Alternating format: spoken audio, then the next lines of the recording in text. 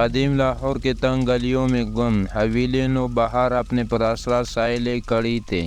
یہ حویلی ایک خاندان انصاری خاندان کی نسل در نسل گزرتے تھے، لیکن یہ حویلی کوئی عام گھر نہیں تھے۔ ایک قدیم لعنت اس پر منڈلاتے تھے۔ کسی زمانے میں ایک ظالم بادشاہ کو دی گئی لعنت کا سایہ تھا۔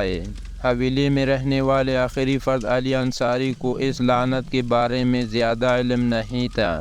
وہ اپنے نوجوان بہن زبیدہ کے ساتھ محبت اور سکون زندگی گزار رہا تھا، لیکن لعنت گہری نیند سے بیدار ہونے کو تھے۔ ایک طوفانی رات حویلی کی گہرائی سے عجیب و غریب صدائیں آنے لگیں۔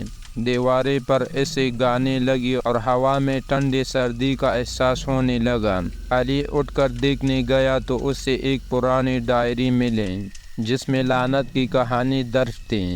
اس ڈائری کے مطابق بادشاہ کے ظلم کا نشان خاندان کی بڑی بیٹی کو ہر نسل میں ملتا تھا۔ علی حیران تھا کیونکہ وہ تو خاندان کا واحد بیٹا تھا۔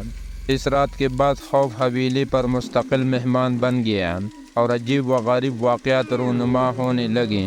زبیدہ بیمار پڑی گئی اور علی کو یقین ہو گیا کہ لعنت نے ان کا پیچھا کر لیا ہے۔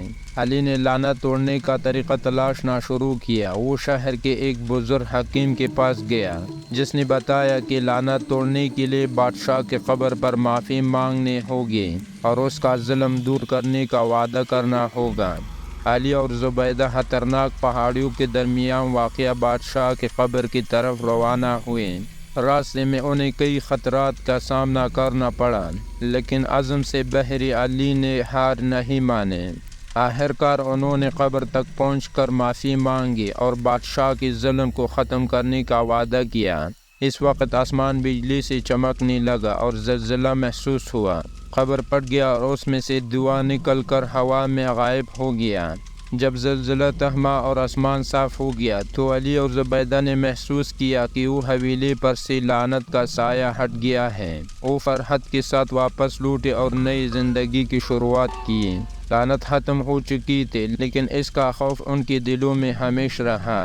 یہ کہانی صرف تفریح کے لیے ہے اور اس کے مقصد کسی بھی عقیدے یا رسم و رواج کی ترویج کرنا نہیں ہے۔ Thanks for watching and subscribe my YouTube channel.